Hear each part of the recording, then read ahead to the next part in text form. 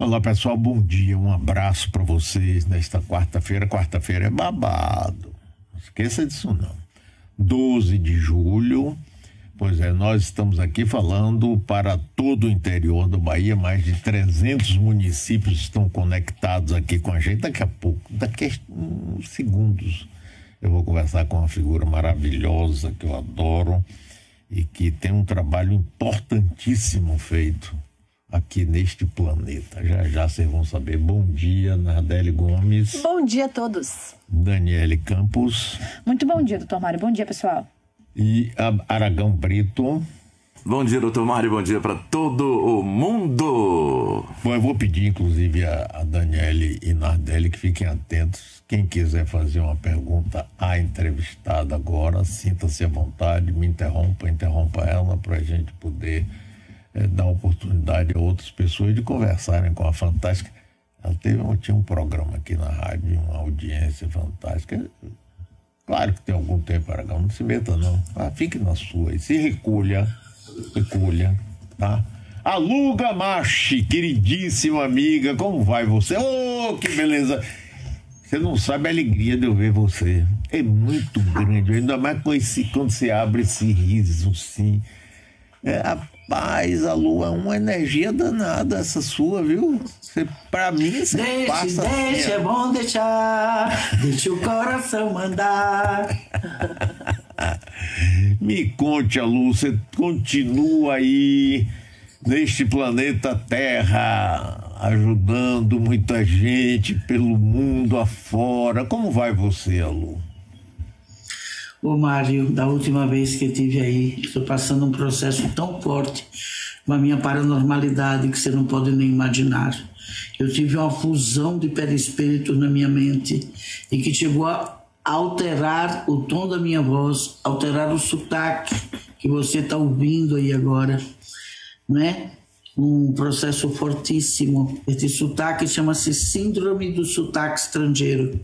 Pessoas que passam por experiências muito fortes, ou em cirurgias, não é, que entram em coma, que fazem aquela coisa pós-morte, ou que passam, como eu passei, não é? É como se tudo que já falamos em outras vidas, em outros idiomas, interfere nesse que estou vivendo aqui agora. A última vez que eu estive aí eu não estava assim. Então aconteceu e eu estou aqui vivendo isto, amigo. Nós vamos estar fazendo um documentário que eu vou ter a maior alegria de lançar esse documentário através da Rádio Metrópole, que é minha casa também. E a gente está preparando. Cheguei na Bahia, a gente vai conversar. Lu, fale um pouco mais aí sobre esse momento seu, essa vivência sua, essa síndrome.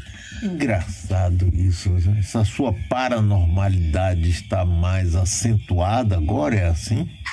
E tem alguma coisa a ver com o local onde você está? Porque eu tenho a impressão, pela informação que me deram, que você está correto, esse local onde você está é um lugar muito forte, assim, tem alguma coisa assim, ou não, eu estou enganado? Desde 1997 que a espiritualidade tem me enviado a lugares, né? Me diz assim, meu mentor me diz assim, vá a tal lugar, esteja lá tal dia, esteja lá tal hora, enfim, tal ano, é tudo marcado. E eu tenho ido, não é? E cada vez que fui a um lugar destes, que isso foi no mundo inteiro. Na Bahia eu tive em Bom Jesus da Lapa, tive em Coroa Vermelha, o Brasil foi descoberto, tive em alguns lugares aí bem fortes, energeticamente falando, na Bahia, não é? No Brasil também tive em Goiás, na Chapada dos Veadeiros, em Pirinópolis, tive na Roncador, lá no Mato Grosso, não é? Ali na região de Cuiabá, na Chapada do Guimarães, e fora do Brasil, alguns lugares, né? Já viajei 3 continentes. Aqui na Europa, né? Portugal, Espanha, França, Inglaterra, Reino Unido, Escócia. Vai lembrando aí, Biel, que eu já nem me lembro tanto. Tailândia. Na Tailândia, né, quando eu fui para o Oriente, eu fui no Oriente. E sempre que eu chego nesse lugar, alguma coisa acontece. Já teve um lugar desse que eu fiquei 10 dias e escrevi um livro inteiro em 10 dias. Né? E vem alguns fenômenos físicos também, as aberturas de chakras. Eu estarei falando no documentário, né, que o cineasta Felipe Cunha está providenciando. E tive também, há uma série de coisas, né? Uma delas, às vezes, muda a cor do meu olho, outras vezes... Agora foi uma coisa muito forte, foi um encontro mesmo de memórias onde eu vivi em diversos lugares. E foi muito difícil, porque quando eu me vi assim, eu procurei ficar quieta, né? Eu levei uns 2, 3 dias sem conseguir falar nada com ninguém, até que comecei a voltar a fazer os meus trabalhos na internet, expliquei às pessoas, elas receberam com muito carinho. Acho que até meu público já está acostumado com as coisas que acontecem comigo. Porque na hora que eu estou fazendo o Planeta de Oração, eu preciso marcar fazer um Planeta de Oração na rádio, viu, Mário? Sim, estou te esperando. Para me lembrar da época que eu orava aí com vocês também. E as pessoas já estão acostumadas, né? O meu chakra da cor, o meu chakra faz movimentos. Então, meu público já está um pouco acostumado com estas idiosincrasias, vamos assim dizer, de Alu, né? E é isso, amigo. Claro que os lugares que a espiritualidade sempre me manda têm um foco de força muito grande. Eu vim aqui peregrinar, estou terminando o meu trabalho de peregrinação, agora dia 14 de julho, e vieram umas 150 pessoas peregrinar comigo aqui, né? Acredito que no próximo ano teremos muito mais gente, quem sabe a Rádio Metrópole não vem acompanhar isso também. É uma boa ideia. A gente levar essas notícias, é uma boa ideia. Eu acho. A gente levar essas notícias aí para essa Bahia que eu amo tanto e para essa Bahia que eu sei o quanto você a ama. Alu, fale um pouco sobre o documentário. Eu fiquei curioso, quero saber como é que ele está, quando é que a gente vai poder ver. E realmente você precisa estar mais presente aqui, porque todos nós, começando por mim aqui, todo mundo trabalha, os nossos ouvintes, já tem gente aqui se manifestando. E me ajudou, gosto, conheço da idade, metrópole, não sei o quê. Nós precisamos estar mais próximos. Diga, Lu. Então, é difícil a gente dizer quando um documentário ficará pronto, não é? Principalmente, eu comecei isso, Mário, com a necessidade de dar uma satisfação, compartilhar com as pessoas as experiências que eu venho acumulando ao longo nos últimos 40 anos da minha vida. Eu ia fazer uma coisa simples, não é? Para soltar mesmo no YouTube e tal. Porém, o cineasta, quando chegou, me fez ver, você não tinha o direito de fazer isso com sua história. Nós vamos fazer uma coisa bem séria, bem focada, vamos viajar para lugares que você já trabalhou, vamos conhecer pessoas que têm peso, né, de informação na sociedade. Você trabalhou em lugares muito importantes, na Suíça e Portugal. Então você não pode fazer isso com sua história. E aí ele foi fazendo e está já concluindo toda a parte de gravação. Ela agora está na pasta de edição. E como é aquele nome, Gabriel? Pós-produção. Pós-produção, montagem. Montagem, está nessa fase aí. Ele acredita que ainda este ano estará à disposição das pessoas, não é? Porque teve a pandemia. Quando nós começamos, assim que a gente começou, entrou a pandemia. Então só isso atrasou 2 anos, né, da gente continuar as filmagens, enfim. Mas o documentário é sobre realmente a trajetória de um paranormal, nesta era eletromagnética que estamos atravessando. Eu acredito que as pessoas vão tomar mais consciência desse século eletromagnético que nós estamos vivendo daqui umas 2 ou 3 décadas. Porque nós estamos vivendo agora o eletromagnetismo, não é? Eletromagnetismo audiovisual. Eu estou aqui na Espanha, estou falando com você na Bahia, do outro lado do mundo. Né? Eu estou aqui 8 horas você está aí 8 horas da manhã, eu estou aqui 1 hora da tarde.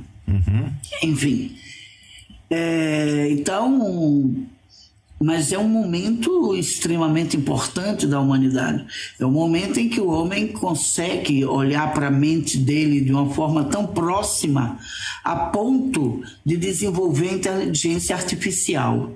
Né? Eu diria que a paranormalidade é uma inteligência natural. Então vai chegar um momento que a própria ciência, ao fazer a sua inteligência artificial, ela vai descobrir também o quanto um ser humano pode ser inteligente naturalmente, né? Utilizando outras áreas do cérebro, como aconteceu comigo. Então é isso que esse documentário quer mostrar, uma inteligência natural através da inteligência artificial. Diga, Nardelli. Oi, Alu, bom dia, tudo bem? É um prazer falar com você. Aqui tem algumas perguntas, mensagens de pessoas que estão felizes em te ver aqui, elogiando. Vicente Coni, ele diz, bom dia, como funciona a disciplina que leciona na Suíça, Anatomia do Corpo Sutil? Ele também tinha mandado uma outra mensagem, bom dia para a queridíssima amiga Alu, acompanha desde 1995, amo ela. Amo ela. Um beijo, Vicente. Alô, eu perdi o som aqui. Oi, Alu, tá me ouvindo?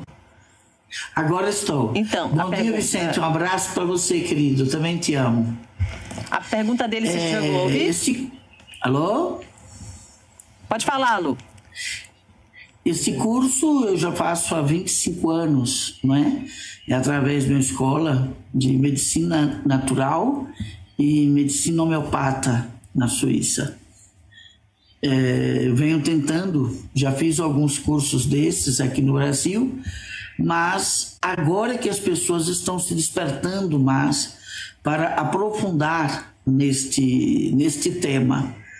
A anatomia do corpo sutil fala exatamente de sentidos, não é? A espiritualidade fala há muito tempo que nós temos 7 sentidos, não só 5. E a ciência sempre nos combateu, nos chamando de charlatãs. Agora a própria ciência já está começando a descobrir, já tem matérias saindo, dizendo às pessoas a novidade deles, que nós temos 7 sentidos. Enfim, um país como a Suíça, não é, que já avançou bastante, é um país onde passou Jung, onde passou Nietzsche, onde passou Paracelso, onde passou tanta gente que levantou esta bandeira, né, do cérebro, da mente, da capacidade mental. Então as pessoas estão mais abertas e mais perto, né, e entenderam com mais tranquilidade a minha mensagem sobre anatomia do corpo sutil. E este curso eu estarei começando a fazer na escola online que eu tenho, né? Nós devemos estar começando esse curso aí ainda este ano. As pessoas que estiverem interessadas, basta acompanhar a gente aqui, que vai saber o momento que o curso vai começar. Nós estamos fazendo uma parte, vamos começar online, e vamos fazer também presencial, porque nem tudo dá para fazer online. Enfim, então é um curso onde, né, já tem uns 30 anos que eu ministro esse curso, mas infelizmente acabei ministrando mais fora do Brasil do que dentro do Brasil. Mas eu acho que agora talvez a gente tenha uma abertura maior, um maior interesse das pessoas em querer descobrir, não é, esse seu potencial interno, que não precisa de forma nenhuma estar ligado à religião. Nós estamos falando da evolução humana. De Lucy, até hoje nós já avançamos bastante, mas ainda avançaremos muito mais no momento em que todos nós começarmos a perceber, não é, todos os 7 órgãos do sentido e como eles se interagem na mente e no cérebro humano. Nós estamos conversando, ela diretamente da Espanha, com a querida e grande Alu Gamache. Está sendo transmitido também pelo YouTube, pela Rádio Metrópole, pelo YouTube também de Alu, e muita gente aqui participando, mas eu queria fazer uma pergunta a você. Tem muita gente que confunde fé com religião.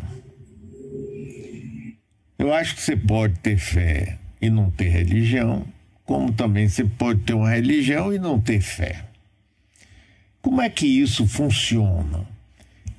O ser humano, no meu entendimento de ignorante que sou, ele é constantemente atingido, mesmo que negue, pela finitude. O conhecimento, saber que um dia ele vai deixar de existir. Bole, mexe, orienta, desorienta a cabeça do ser humano, que muitas vezes recorre a drogas, a álcool, ou misticismo exagerado, ou se agarra a qualquer coisa. Outro dia eu ouvi o doutor Drauzio Varela dizer que ele acompanha muita gente terminal, que ele acompanhou, e as pessoas que se dizem não acreditar em Deus fazem uma passagem mais tranquila do que aqueles que são profundamente religiosos, que na hora que a morte chega ficam aflitos, não quero, não vou, e tudo. Fale um pouquinho sobre isso aí, a morte e a vida e a morte da gente, Alu. Eu concordo plenamente com o médico e professor ilustre Drauzio Varela, não é? A religião, ela impõe um medo muito grande na cabeça das pessoas, e este medo as pessoas não impede delas fazerem coisas que não sejam éticas. O medo nunca impediu, o medo nunca foi ferramenta de crescimento espiritual para ninguém, né? Então, na hora que é a morte, aquele medo vem e a pessoa começa a se lembrar de uma série de coisas que ela já fez durante a vida dela, e vem aquilo, né? E agora quando é que eu vou? Vou para o inferno, vou para o purgatório, e os meus karmas, o que é que vai acontecer com meus karmas, não é? Enfim, e nesta hora tem um peso muito grande esta questão, né? E eu concordo plenamente com você também no momento que a gente diz que tem pessoas que são religiosas e não têm fé. E tem gente que nem acredita em Deus, né? E tem um comportamento ético. Na minha casa, por exemplo, era assim. Eu venho de uma casa de ateus, né? Meu avô era ateu, ele não comungava, nós não fomos nem um pouco incentivados a desenvolver nenhuma religião. E eu cansei de ver meu avô dizer aos meus professores, a pessoas, que ele gostaria que a gente crescesse e tivesse boas virtudes, não por medo de ir para o inferno, não por medo de um Deus que fosse nos castigar, mas que nós optássemos por ser boas pessoas, porque é ético. E ele dizia, quem tem filosofia não precisa ter religião. Eu fui amiga e sou amiga de muitos ateus, até hoje, né? E sei que, por exemplo, as pessoas confundem muito espiritualidade com religiosidade. Religião é uma coisa criada pelos homens, é um conjunto de dogmas de acordo com a cultura local. Não é? Se você ver o catolicismo da Bahia, é completamente diferente do catolicismo de São Paulo. É completamente diferente. Não é? Você vê o candomblé na Bahia, é completamente diferente do candomblé de São Paulo, do Rio de Janeiro. Se você vê o espiritismo na Bahia, você vai ver que é completamente diferente do espiritismo de outros estados do Brasil. Enfim, não é? Principalmente completamente diferente do espiritismo da França, onde Allan Kardec esteve e tal. Por um acaso, essa escola na Suíça que eu trabalho é na mesma cidade que o Allan Kardec trabalhou. Ele, Pestalozzi, na cidade de Verdun-les-Bains. Eu passava para dar aula na escola, passava todo dia na porta de onde Allan Kardec também trabalhou com Pestalozzi. E vi isso, como é que funciona, né? As coisas aqui no Brasil e outras coisas em outros lugares. Então, o que a gente precisa mesmo, Mário, é aprofundar no conhecimento espiritual, que muita gente confunde. Tem gente que fala assim, eu aprofundo no conhecimento espiritual, eu leio a Bíblia, eu leio livros espíritas, não, você lê livros religiosos. Não é? A espiritualidade não está. A espiritualidade está antes de religião. A espiritualidade tem a ver com a gênese espiritual do nosso planeta, não é? Com a história espiritual do nosso planeta, que nenhuma religião tem interesse em publicar, em popularizar este conhecimento. Você vê que todas as religiões são só conjuntos de rituais, não há estudo, não há aprofundamento, não é nenhum. Apesar de todos para fundarem religião estudam muito, mas não trazem esses estudos para dentro do conhecimento popular religioso, não é? Todas as religiões, todo mundo sabe, é um conjunto de rituais de acordo com o credo de cada grupo. Então a morte humana, ela se dá da mesma forma que a morte de uma árvore, não é? A árvore está ali, um dia ela vai morrer, não é verdade? Mas o fruto da manga está ali e vai renascer em todos os lugares. Se nós estudarmos, eu estou dando um curso de gênese espiritual do planeta Terra na minha escola online. Se nós estudarmos Darwin e sua teoria da evolução, nós vamos perceber claramente uma série de idiosincrasias, uma série de... É muito mais espiritual estudar Darwin do que aprender sobre espiritualidade nos livros religiosos, não é? Porque ali se fala de uma evolução da espécie, de como essa espécie evolui. E à medida que você vai estudando esse processo de evolução, você vai ver o que era um dinossauro e quem é esse bicho planeta Terra hoje. Entende? Não é? Enfim, você tem uma ideia, não é? Então, a morte física é uma coisa, a morte mental é outra. Apesar de termos uma mente, eu tenho uma mente, você tem uma mente, todo mundo sabe que a mente existe. Mas onde está a mente? A mente não é o cérebro. O cérebro é um órgão desta matéria. Quando se mede um QI de uma pessoa, não se mede pelo cérebro, se mede pela sua capacidade mental. E aonde a gente pega a mente? A mente não é no olho, não é no nariz, aonde é a mente? A mente não é um órgão material. Então, apesar de não termos esse órgão material, as pessoas ainda não conseguem entender que temos sim um órgão imaterial, um órgão que não é matéria, que é a mente. E essa mente nos acompanha em que corpo material nós estejamos, né? Então a mente não morre, não há fim para a mente. Neste tipo de matéria que nós ocupamos em planeta Terra, dificulta o acesso a essa parte da mente onde estão registros e as memórias de outras vidas que tivemos. Embora eu tenha essa paranormalidade, mesmo para mim, é difícil acessar, não é? Tanto é que eu tenho 40 anos vivendo isto e sei do que estou falando, dos espaços que minha mente vai ultrapassando no meu inconsciente e o que vai me trazendo. De uns 20 anos para cá começou a me trazer até com fenômenos físicos mesmo, entende? Enfim, então é isso, a morte depende do que a gente está falando de morte, né? Os dentes de leite da gente morrem com 7 anos. É isso mesmo. Mas Daniele tem uma pergunta para você aqui, o pessoal só aqui mandando mensagem, lhe agradecendo muito. Diga, Daniele. Muito bom dia, Lu. É justamente sobre essas mensagens. Naturalmente, algumas pessoas pedem aqui para você comentar a matéria sobre a viúva de Gal Costa, da qual você fez parte, a senhora fez parte como fonte, né? E tomou aí proporções enormes.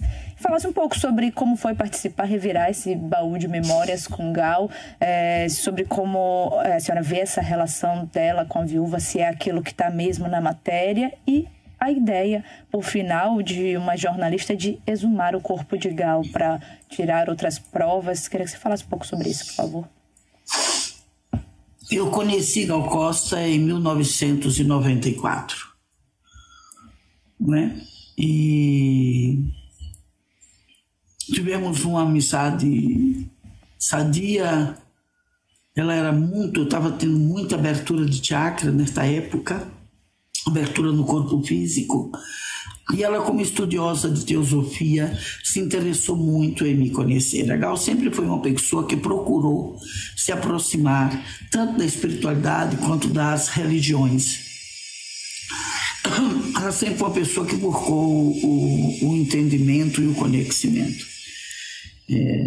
Nesta época, ela descobriu que eu sabia fazer leitura de aura, eu fiz a leitura de aura dela. Fizemos inclusive no show também, que eu queria ver qual era a diferença, com o que acontecia, enfim. E tivemos uma amizade muito próxima, eu estive no apartamento dela em São Conrado, né? Estive na casa dela em Trancoso muitas vezes.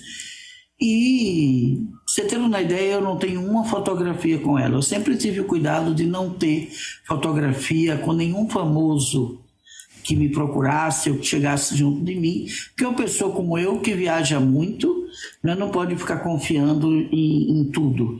Então, eu sempre procurei não tenho nenhuma fotografia com Gal. Tem até pessoas que têm. Às vezes eu vou na casa de algum amigo e mostro, olha, Gal estava aqui, você trouxe a fotografia junto dela. Eu já tentei até pedir, mas para rasgar. É porque eu nunca quis ser paranormal, guru de artista. Né? Nunca foi essa a minha proposta. Nunca foi, coisa que a Gal concordava muito. Na época eu tive uma editora, quando eu estava lançando o meu primeiro livro, que disse, vamos chamar a Gal para ela lançar seu livro. Eu disse, de jeito nenhum. Não é que vai lançar o livro, sou eu que sou escritora. Não, mas você tem que se aproveitar. Não, eu não quero nada disso, não tenho interesse em nada disso. Não é só Gal, a única pessoa famosa que eu conheço. E eu não quero caminhar por aí como nunca caminhei. Né? Eu tenho 40 anos trabalhando, 30 anos trabalhando no Brasil, fora do Brasil eu tenho 30 anos, e sempre tenho meus amigos, tenho as pessoas que conheço, um monte delas, algumas estarão falando até no meu documentário, não porque são famosas, eu não preciso disso, eu sou uma pessoa que tenho quase 500 mil seguidores, né? Temos uma audiência mensal de 1,5 milhão de visualizações e cheguei a essa confiança das pessoas pela minha trajetória, pelos meus passos, pelo aquilo que eu construí, não é? E que acredito que a Rádio Metrópole sabe muito bem disso, porque eu comecei aí. É isso mesmo. Não é, Mário? Então... E aí alguém comentou com o jornalista de que eu quer saber da parte espiritual de Gal, conversa também com a Lu. Então nós conversamos muito sobre a parte espiritual das nossas conversas espirituais, que a matéria inclusive não colocou. Né? Nós tivemos uma passagem vendo uma nave espacial em Trancoso, a cidade inteira viu. Se um dia o Mário tiver interesse, a gente vai lá em Trancoso fazer entrevista juntos, as pessoas que viram, né, esta efeméride. Filhos do nosso querido amigo Roberto Pinho, foi na casa de Roberto Pinho. Eles estavam na varanda e tal. E a nossa vivência foi muito ligada a estudo da espiritualidade. Ela achava muito interessante, ela dizia, depois que eu te conheci, ficou mais forte para mim crer. Que quem convive com tua, Lu, e quiser desconfiar que a espiritualidade não existe, ou que a paranormalidade não existe, vai ter que se afastar. Porque se ficar junto de você, a gente tem muita coisa para pensar. Né? Enfim, com relação a Vilma, eu sempre a tratei bem, mas com uma certa distância, porque ela sempre foi uma pessoa realmente muito seca, uma pessoa muito rude. Dava-se a impressão de que ela se sentia muito ameaçada. Né? Naturalmente, né? Uma pessoa que se casa com um ícone internacional deve, e se tiver insegurança, se não tiver bem, é comum, né? Sentir medo, sentir-se... enfim, as pessoas iam ver Gal, não iam vê-la, não é? Eu, por exemplo, ia ver Gal ia me ver, porque a Vilma nunca compartilhou também desse tipo de tema. Ela sempre me tratou bem, com distância, mas chegou um momento em que a própria Gal começou a me dizer, olha, é melhor quando a gente for se encontrar para conversar, eu não quero a Vilma. Eu disse, olha, eu também. Porque ela ficava fazendo jocosa, mangrando, fazendo piadinhas, entende? Que deixava tanto eu como Gal muito constrangida. não é? Aquela brincadeiras. Eu acho que se você não acredita numa coisa, você não acredita. Não há necessidade de você humilhar pessoas ou fazer piadinhas, entende? Então aquilo tirava aquele clima satisfatório, bacana da gente conversar sobre as energias da natureza. A gente discutia sobre a visão disso do candomblé, e eu dizia para ela que as energias da natureza não são refém do candomblé, que tem uma série de religiões ancestrais e culturas ancestrais que trabalhavam também com as energias da natureza e que não as chamavam pelo mesmo nome que a cultura africana chama, mas que são as mesmas energias da natureza, né? Então ela achava muito interessante, e eu apresentei a ela algumas coisas, né, do Bhagavad Gita, dos druidas, enfim. E a companheira dela não era muito fã desse tipo de conversa, de nada disso, né? Ela dizia que ela achava que eu era uma pessoa séria, mas eu não era, porque se eu acreditava em tudo isso eu não era séria, enfim. E aí, igual, a gente preferiu realmente ter quando nos reuníssemos para conversar, procurar uma certa privacidade para evitar constrangimentos de ambas as partes, né? Enfim, e eu passei, o rapaz me procurou sobre essa informação, eu passei essa informação para ele, e eu não estava acompanhando muito a mídia do que estava acontecendo com o nome de Gal. Eu estou aqui na Espanha, estou trabalhando muito, as pessoas não têm noção do que é trazer 140 pessoas para peregrinar. Entende? São 2 meses, vieram grupos de 40 em 40, enfim. Eu não estou acompanhando muito. O jornalista me entrevistou e eu falei isso para ele. Ele me perguntou, e a Vilma tinha ciúmes, não é? De como era isso e tal. Ela era uma pessoa extremamente ciumenta, assim. Ela era ciumenta, ela afastou muita gente. Eu tenho muitos amigos comuns com Gal que também foram afastados, que fica constrangido, a pessoa não se sente que está incomodando, né? Então as pessoas foram se afastando. A Gal desencarnou, ela é minha amiga, né? Eu já coloquei isso no meu canal, não tem por que eu não falar aqui. Eu estive com Gal no plano espiritual, claro que fui vê-la, né? Por toda a amizade, eu tenho muito agradecimento a ela também. Fui vê-la e tal, e uns 6 meses, não foi, Gabriel? Depois do desencarne, ela me pediu para escrever uma carta, ela me ditar uma carta através da minha paranormalidade, e que eu entregasse essa carta ao público dela. E eu, no princípio, não quis fazer, porque nunca tinha feito isso antes, nunca me utilizei da minha paranormalidade para isso. Depois eu pensei, quer saber, eu já estou com 60 anos, não é? Tenho minha trajetória de vida, não tem por que eu não fazer uma coisa que para ela era tão importante. E eu fiz, e está aí no meu canal e tal.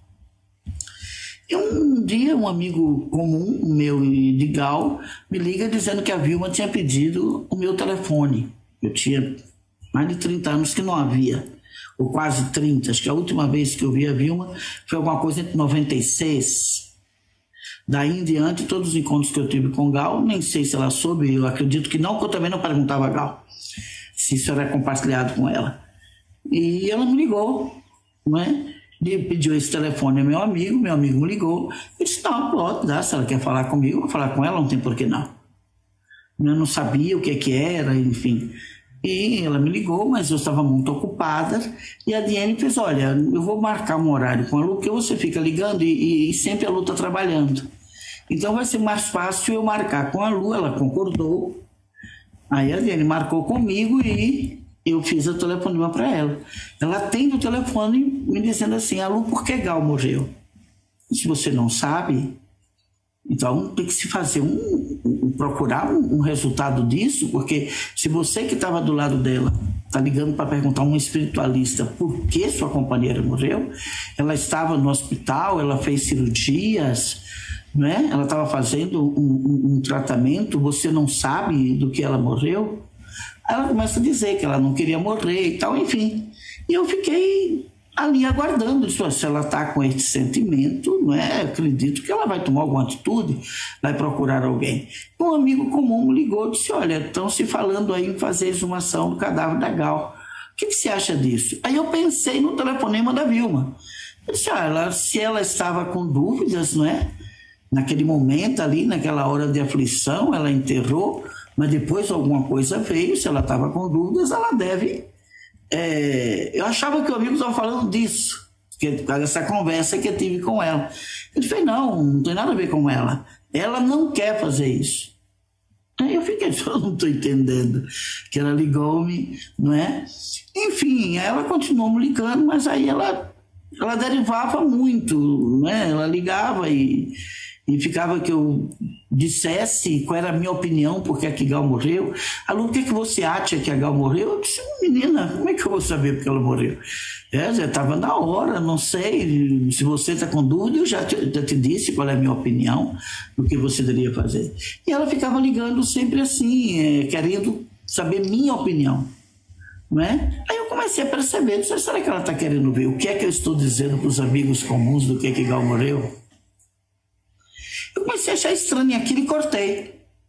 Olha, eu cortei a ligação, falei para a Diene, né, se ela ligar, por favor, diga que eu estou ocupada, que eu nunca mais realmente falei com ela quando o rapaz da entrevista me ligou. Eu acho o seguinte, eu acho que Gal foi uma pessoa que teve uma vida muito reservada, né? Ela sempre procurou ter uma vida muito reservada. E pelo que a gente leu na matéria, não é? Muitas coisas estavam acontecendo com ela, mas ela não trazia isto para os amigos. Eu via que ela não era uma pessoa feliz. Qualquer pessoa que convivesse com ela, que conhecesse ela, ia olhar. Quem convive comigo, se olhar nos meus olhos, se eu estiver triste, se eu estiver alegre, vai saber, né? E eu via assim, ela... Mas, enfim... uma vez a gente conversou e ela me falou do garoto, do menino que tinha, não é? Que tinha esse garoto que amava muito este filho, enfim. Sobre se deve ou não exumar, eu acho que isso é uma questão que a justiça está aí. Eu acho que o papel da imprensa é trazer dados para serem averiguados, não é? Então deixa de ser uma opinião minha, ou de José, ou de Maria, ou de quem quer que for, se esse procedimento é ou não necessário. Passa a ser uma questão da justiça, dos homens que estudaram essas letras para opinar e decidir. Eu fico muito triste assim, não é, de ver o quanto que ela realmente estava ali sofrendo. Eu me comuniquei com outras pessoas que ficaram também muito tristes, não é? Do que estava acontecendo com ela. E quero chamar a atenção, acho que até por isso que eu resolvi estar aqui falando com vocês, chamar a atenção de todos os fãs da Gal Costa, de todos os fãs dos artistas, de todos os seguidores da Rádio Metrópole, todos os seguidores de Aluga Mais, todos os seguidores de todas as pessoas, do público em geral.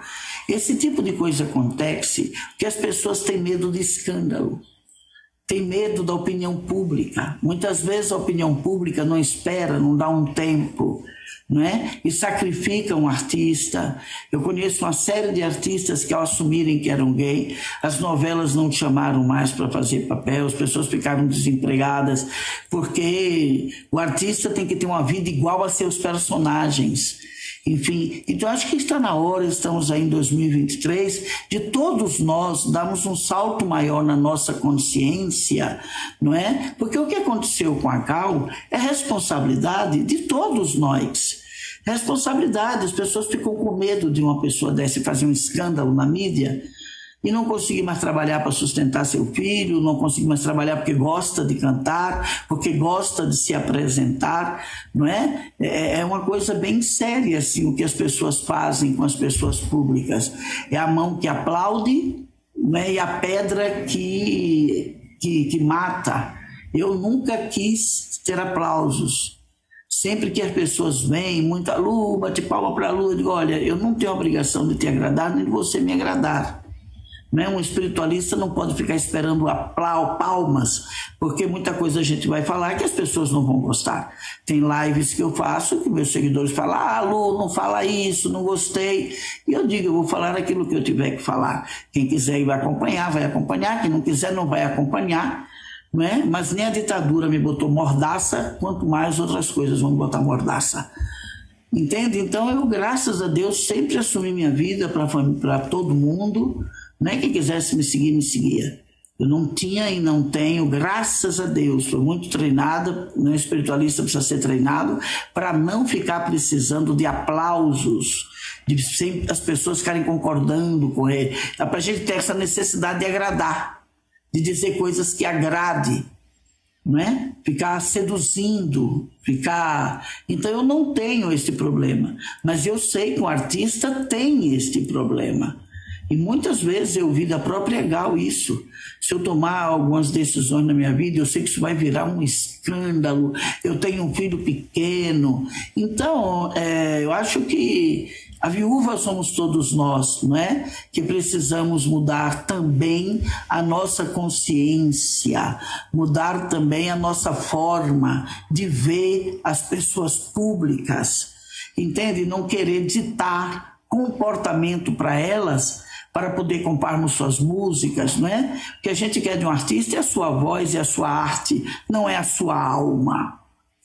E às vezes as pessoas querem ser dona da alma das pessoas públicas, como se elas fossem obrigadas, não é, a ser Jesus Cristo, para a Igreja Católica também crucificar quando chegar lá a hora quem a interesse. Entende? Então, esse é o fruto disso aí. Uma pessoa que está vivendo uma relação tóxica e não conseguiu mesmo sair, não é? Eu acho que a viúva, Mário, somos todos nós, é a minha opinião. A Lu Gamache aqui conosco, que maravilha. Agora, Lu, eu quero puxar um outro ponto aqui. Meu querido e seu também grande companheiro de vida, Roberto Pinho, ele vira para mim com muita insistência. Eu vou dar o exemplo, mas é para generalizar, dizendo que eu preciso me abrir para a espiritualidade, que eu sou fechado. Então eu pergunto a você, como é que as pessoas podem se abrir? O que é se abrir para a espiritualidade? Quer dizer, o que é que tem nessa fala de Roberto que joga assim com insistência comigo? Mas eu não quero falar de mim, eu quero que você fale da espiritualidade como uma coisa importante na vida das pessoas.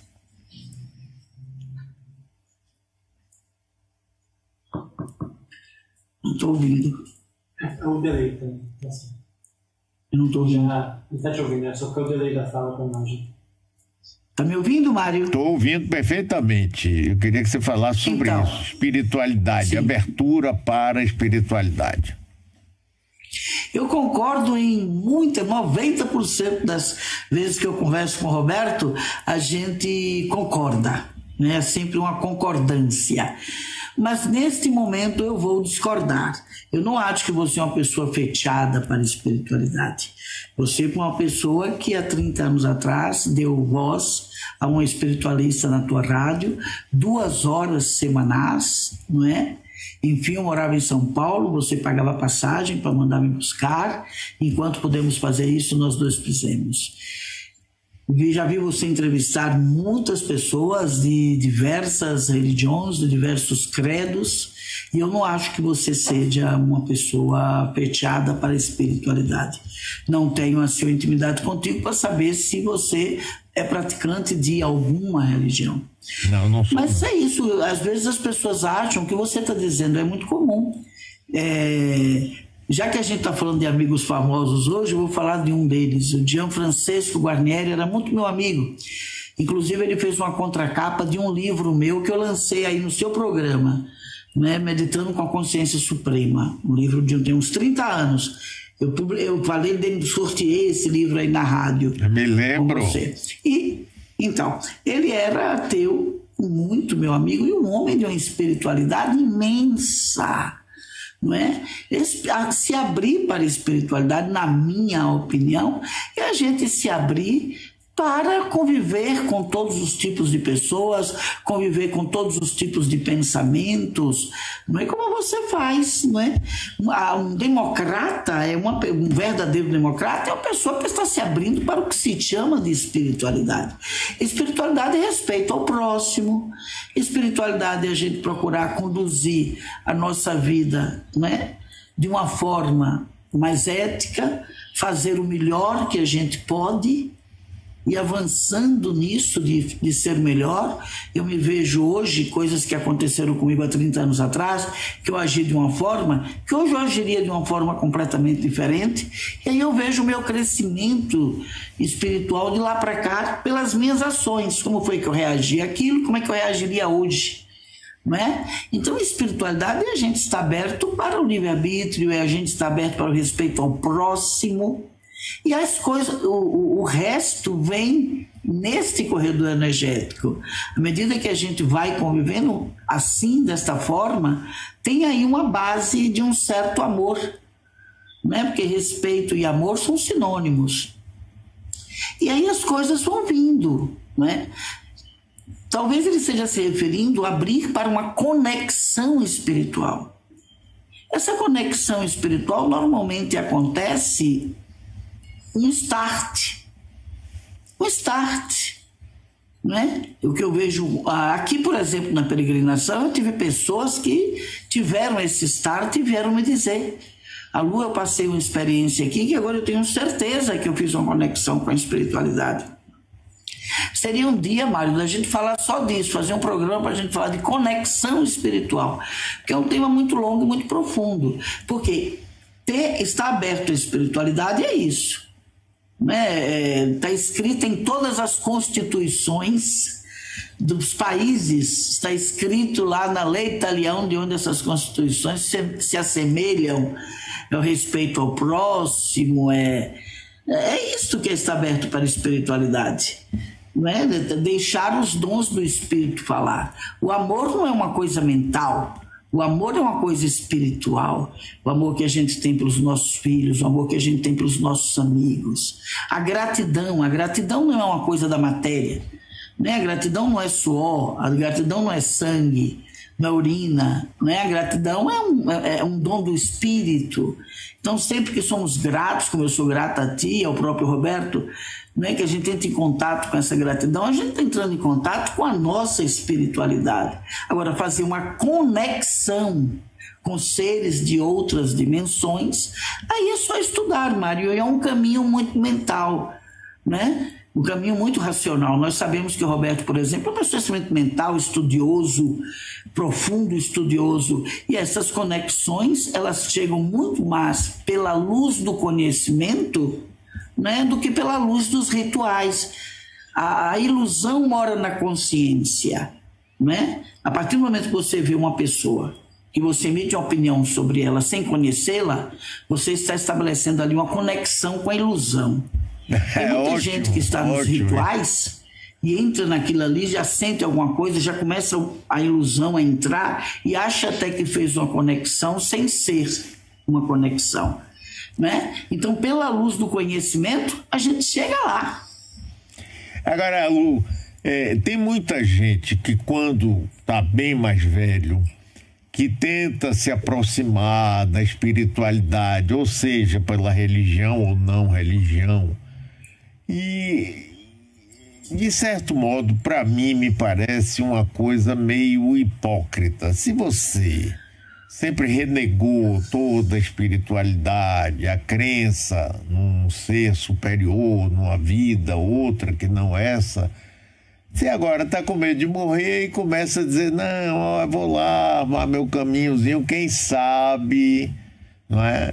O que você acha disso? Mário, tem dois prismas para a gente poder observar essa questão. Esse prisma que você está observando, na minha opinião, ele é real e fidedigno. Tem muitas pessoas que o medo da morte vai lá, não é? Anda com fé eu vou, que a fé não costuma falhar. Quem sabe, não é? Quem sabe? Vou dar um jeitinho brasileiro aqui na morte. Enfim, eu acho que existe esse prisma hipócrita, mas tem um outro prisma também. Acho que quando estamos com mais idade, já vivemos muito, somos mais sábios, não é?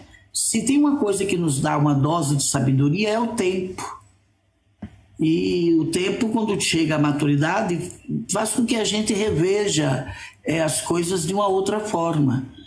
Né? O que você pensa de um pai que a vida toda renegou um filho, mas que foi ficando mais velho e viu a bobagem que fez e abraçou esse filho de novo, de amor e alma? Será que esse pai está sendo hipócrita? Não é? Enfim, então o exemplo para o filho é a mesma coisa. Às vezes o filho renegou o pai a vida inteira e com um pouco de sabedoria também foi começando a ver que não estava fazendo uma coisa boa e aí resolveu abraçar esse pai. Não é? Se isso pode acontecer aqui no plano físico, imagina sobre o plano espiritual. Eu acho que existe aí as duas vertentes.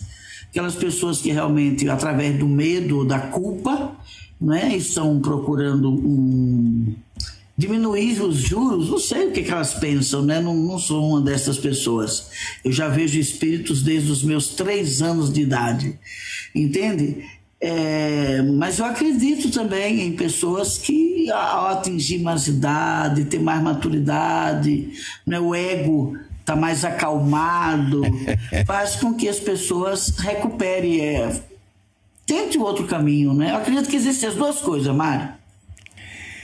Alô, olhe, que pena que o tempo da gente acabou. Eu quero saber quando é que a gente vai se ver de novo, seja pelo vídeo, seja pessoalmente. Você sabe que você... A próxima vez a gente vai se ver... A próxima vez a gente vai se ver pessoalmente. Eu chego na Bahia aí começo de agosto e minha equipe de produção vai procurar a tua. Não tenho a menor dúvida disso. Pronto, já estamos todos aqui esperando.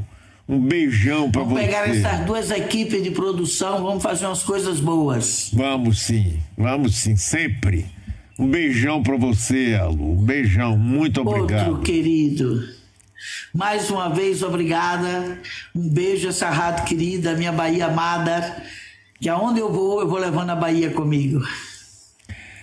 Adoro você, Alô. Um beijão. Alô Gamache, grande figura, rapaz. Que bom saber que a próxima vez será aqui em agosto, aqui em Salvador, né? Olha aqui, o secretário de Segurança